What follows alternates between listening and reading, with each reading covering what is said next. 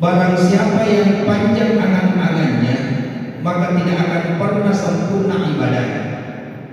Nigi itu malampe nawa-nawana dega ganing kasukufak kasihan. Dito gagal malam tigi itu may masalah sangatin na ang nawa-nawa at pamulan.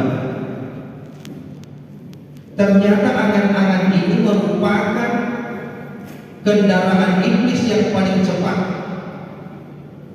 Angan-angan inilah yang akan memunculkan prasangka buruk. Upanna angka ng buku fakira-kira majari lalang na atin na setiap tahun, maka itu akan menjadi pangkal sebuah dosa. Yenapun na dosa ini. Makanya ya roh ya sangat prasangka buruk menu ipamilay